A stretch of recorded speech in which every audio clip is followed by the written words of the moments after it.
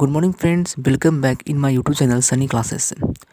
यदि आप लोगों ने मेरी वीडियो को लाइक नहीं किया है तो मेरी वीडियो को लाइक करें और मेरे चैनल को सब्सक्राइब नहीं किया तो सब्सक्राइब करें और बेल आइकन को भी प्रेस करिए ताकि मेरी वीडियो की नोटिफिकेशन आपके पास जल्द से जल्द पहुंच सके।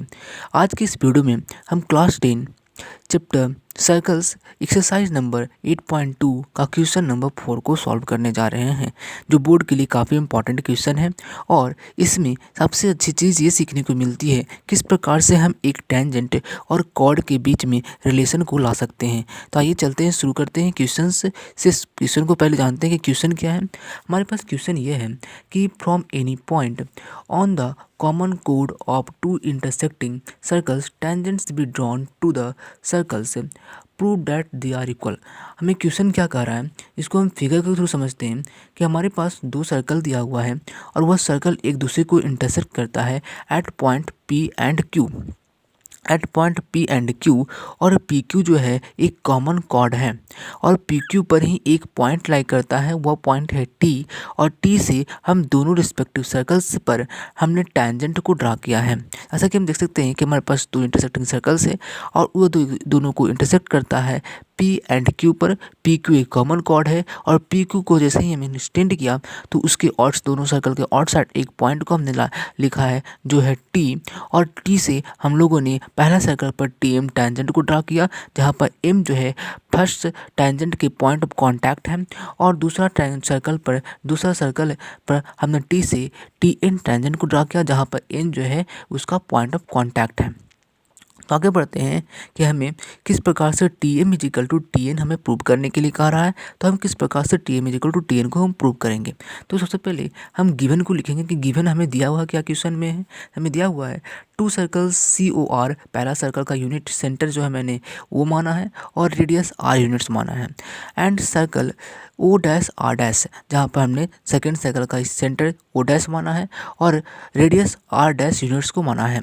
Intersect each other at P and Q and PQ be a common chord and TM and TN are tangents to the circle COR and CO', respectively। तो हमने क्या किया है कि जो हमने बताया यहाँ पर उसी चीज़ को वर्ड्स में लिख लिया, ताकि हमें अब जैसे कि गिवन और to prove to construction geometry questions में लिखने का होता है, उस प्रकार से हमने उसे लिख दिया। To prove TM equal to TN, हमें प्रूव क्या करना था कि TM जो इजिकल टू हमें TN होना चाहिए, उसे हमें प्रूव करना था। कंस्ट्रक्शन क्या करेंगे, कंस्ट्रक्शन करेंगे produce PQ to a point T lying outside the circle and draw OR perpendicular to PQ and join OM OT and OP। हमने क्या किया, सबसे पहले OR perpendicular to PQ, OR perpendicular to PQ हमने draw किया।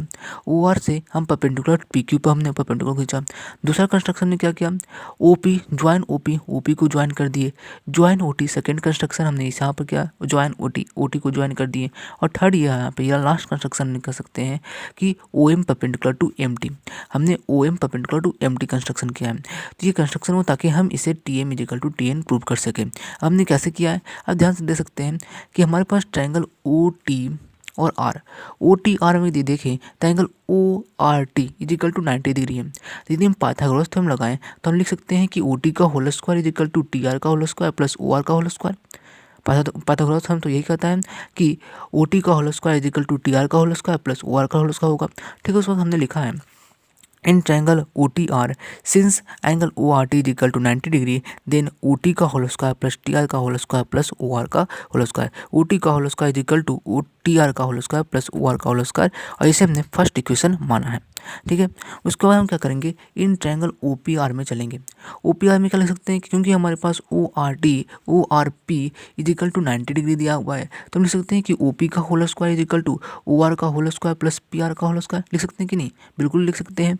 तो हम उस चीज़ को लिखें, क्या लिखें कि in triangle OPR since angle ORP is equal to 90 degree therefore OP का whole square is equal to PR का होल स्क्वायर प्लस OR का होल स्क्वायर।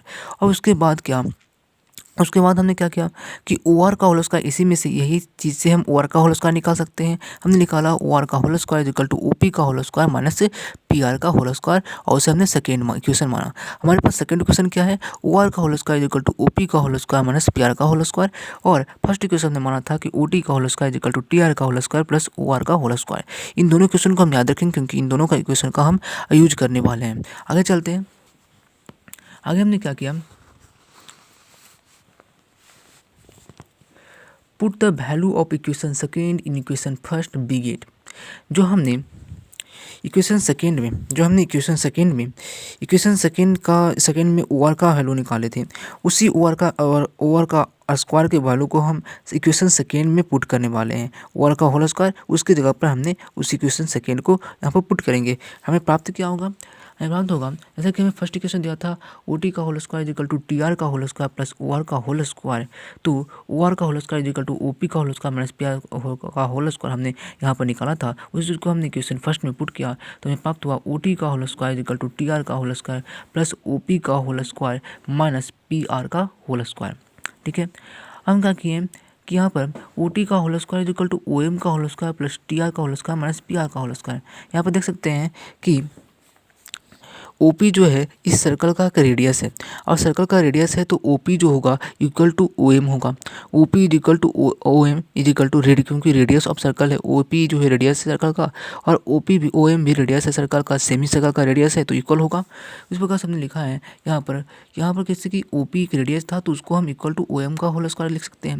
लिखा है हमने ओ टी का whole square equal to O M का whole square plus T R का whole square minus P R का होल स्क्वायर। हम क्या किए कि ओ एम को इधर ले आए हैं तो लिख सकते हैं कि ओ टी का whole square minus O M का whole square equal to T R का whole square minus P R का होल स्क्वायर। इसे हम यहाँ तक रहने देते हैं।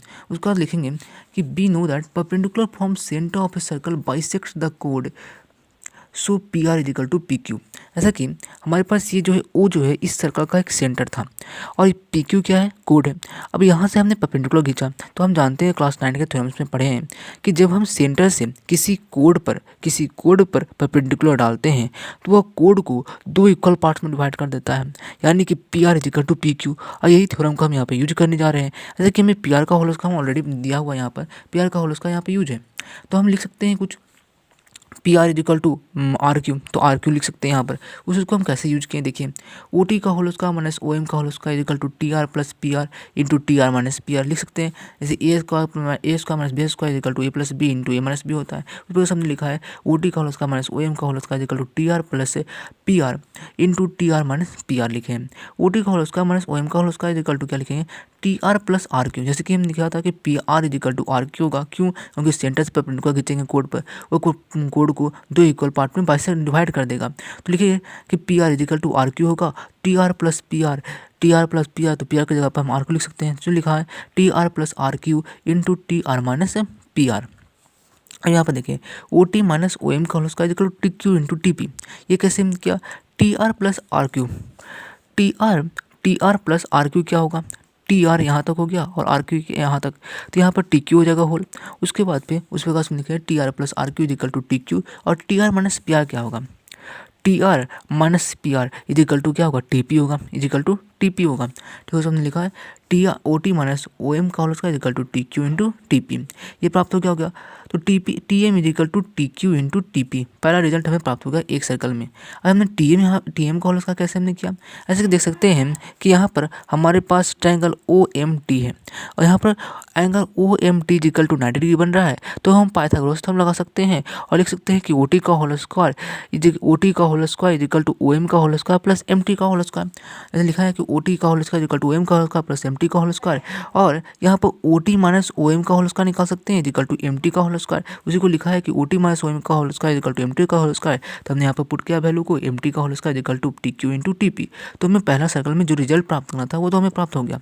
सिमिलरली उसी चीज़ को हम जैसे कि हमने यहाँ पे किया था कंस्ट्रक्शन और जितना भी हम रूल को यूज करके बनाया है, उसी प्रकार से यहाँ पर हम इन circle C O dash R dash इस सर्कल में भी कर सकते हैं। इस सर्कल में हम परपेंडिकुलर को ड्रा करेंगे, यहाँ पर भी करेंगे, और उसके बाद यहाँ ज्वाइन करेंगे ओ डैश पी को हम ज्वाइन करेंगे, और इस प्रकार से हम सेम प्रकार से टी पी और टी क्यू और टी एन में रिजल्ट को प्राप्त कर सकते हैं। तो हमने प्राप्त क्या किया, कि टी एन का whole square is equal to T P into T Q का होल स्क्वायर हमने सिमिलरली डायरेक्ट लिखा है, ताकि यहाँ पर जो प्रोसेस हमने किया था वही प्रोसेस यहाँ पर भी होगा, तो हम सिमिलरली यहाँ पर लिख सकते हैं।